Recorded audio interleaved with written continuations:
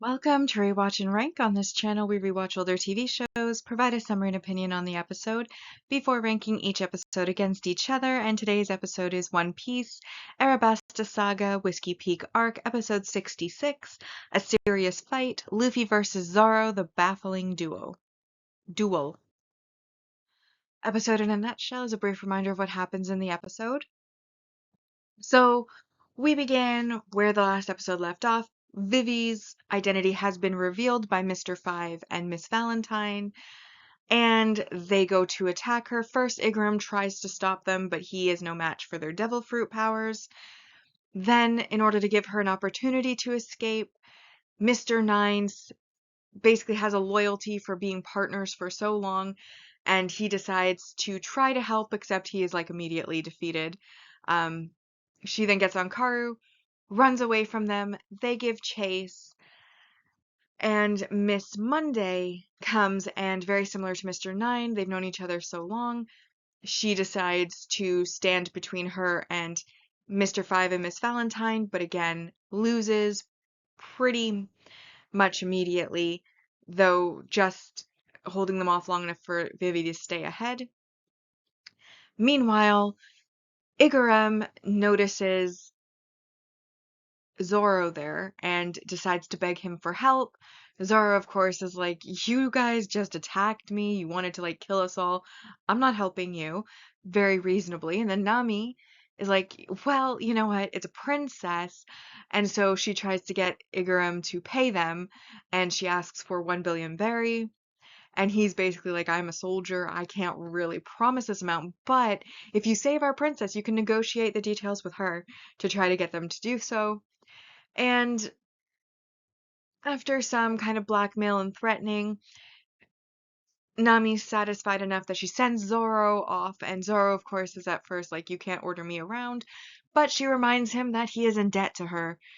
Because even though he didn't spend any of the money she lent him the money stating that he had to give 300% back, and he only gave the first amount back, not the additional 200,000 that is still being owed. So he's in debt to her. He then runs off and does in fact interfere to help Vivi out when she's getting cornered. However, Luffy has gotten up, and after going to the washroom, he turns around, sees the carnage, is told by one of the people laying there that it was Zoro who did it, and so he decides that Zoro must be punished and fought, and so he goes to fight Zoro, and their fight inadvertently ends up dealing Mr. Five and Miss Valentine collateral damage, which does help Vivi, except of course, now she's also in the middle of this fight, and Zoro and Luffy have a serious fight, testing their strength against each other. Luffy refuses to listen to anything that Zoro says.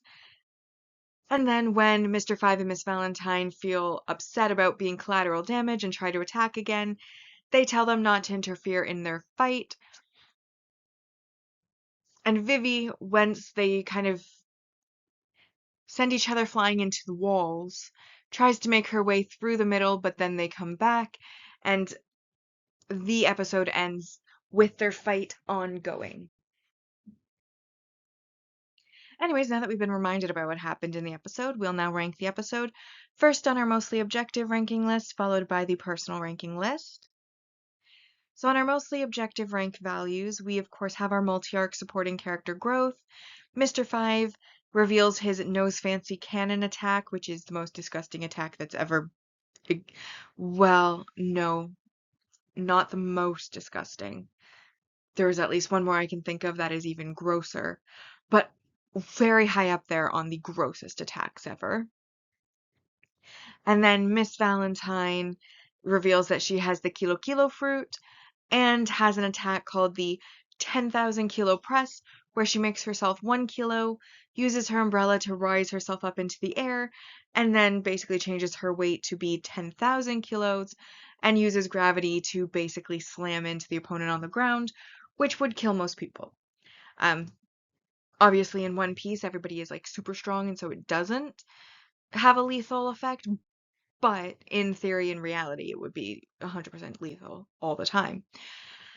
And then we have +4 for the world building, and this is where we learn more about Baroque Works, how it's a crime syndicate. Everybody goes by code names. The leader is unknown, and they deal in espionage and assassination, bounty hunting, theft, like just a whole bunch of criminal enterprises. And Minami asks, well, why do people follow this person if they don't even know the identity? Igaram then reveals that the goal of this organization, as stated by the leader, is to create the ideal nation, and those who do well as members of Baroque Works will get high social standing in this ideal nation once it has been created. And that is all our positive points, but we do still have some negatives. First negative is, in my opinion, the character regression of Luffy. Basically, Luffy is a dum-dum, so a lot of the times he does make dumb moves which add to the comedy of the series, and I don't look down on him for that because he's a fighter. He's stupidly powerful, as is a common anime trope where a character is so powerful that they don't need to use their brain because any trouble they may get themselves into, they can just brute force themselves out of it. So that is kind of where Luffy falls. Not the brightest, but it is pre-established that he has a very good eye for people and instinctively has a knowledge of whether someone is good or bad, even if they're maybe doing things that are not necessarily good. He can kind of see through their actions to the core of who they are and make judgments based on that. An example of that that's coming up in this saga is Nico Robin. Um, but essentially, he has really good instincts for character, for people, for, who to trust, who not to trust. And so in this case, for him to just solely based on the fact that they lowered his guard with food, deciding that a person that he had chosen to align himself with, his first crew member, someone he's had multiple adventures with, multiple interactions with, has lived on a boat with for probably months at a time in universe time. The fact that he then decides that this random person's word is worth attacking Zoro with intent to kill without even having a conversation with him first is, in my opinion, very distasteful, which is why I also gave negative messaging or behavior for that attacking of an ally without giving the benefit of the doubt, because given how Zoro is part of his crew, he's instinctively known that Zoro was a good person. Zoro has been on multiple adventures proving he's a good person. If Zoro has attacked these people, he probably has a reason, and that's not a hard leap to go by, um, or a large leap to take. And the fact that Luffy doesn't even pause to hear Zoro's side or to ask Zoro's side, or even to assume that Zoro has a side in this, is just, like I said, very negative for Luffy because I would expect better of him just based on what we've known of the character up to this point. And then also Nami kind of threatening slash blackmailing Igaram into money in order to help Vivi. That also is pretty negative messaging or behaviors. Overall, that does mean that this episode is a 5 out of 10. And that brings us to our arc ranking so far, which is in first, Exploding Centauryu, Zoro versus Broke Works, 2, A Pirate-Loving Town, Arrival at Whiskey Peak, and then this episode came in third, A Serious Fight, Luffy versus Zoro, The Baffling Duel. And now my personal ranking for this episode. I'm not gonna lie, Luffy's behavior in this one does bring the score down quite a bit.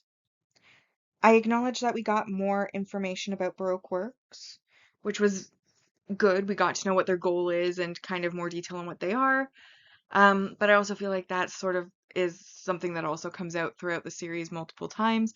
like in the future, like that they just happen across this information as they go, or confirmation of this information. So there was that. It was funny for Nami to step in and kind of force Zoro by using his debt over him. Oh, that's another blackmail she did.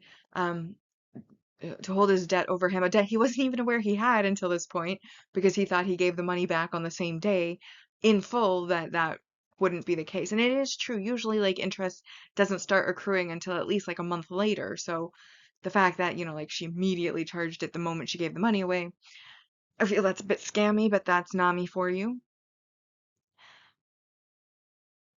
And then there was Mr. Nine and Miss Monday. Miss Monday's defeat was a little more sad. Mr. Nine's was kind of comedic because he does this like acrobatic thing up to Mr. Five, who then just immediately shoots him with a cannon off into the water, like the nose cannon, which again is super gross. So that also is a bit of a negative for me. Not really into that at all. Um, what else? Oh yeah, and then Luffy's behavior was really negative to me. Like I'm very disappointed in Luffy and as a character. And when it says like the baffling duel, I'm like, yeah, it's completely baffling because again, like this is somebody that Luffy chose to be on his crew, that he has gone through multiple adventures with, that he has lived on the same ship with for a very long time at this point, and yet somehow he can't give Zoro the benefit of the doubt over a random nobody that he finds lying on the ground. Like, again, because of their history, he should have some knowledge or acknowledgement of Zoro's character and the fact that Zoro wouldn't go around just slaughtering people for no reason. Like, if he's gone and sliced these people up, there is a reason for it, and maybe he should go and look into what that is, but he doesn't, and it's so disappointing. And I don't like it. Just personally, I don't like it. It just doesn't make sense to me. It paints the character in a bad light. And while I do admit that the fight starts off kind of frustrating, it does kind of devolve into they're not really angry anymore. They're now testing their strength against each other and to a certain extent enjoying the fight. I still think just the fact that it started at all,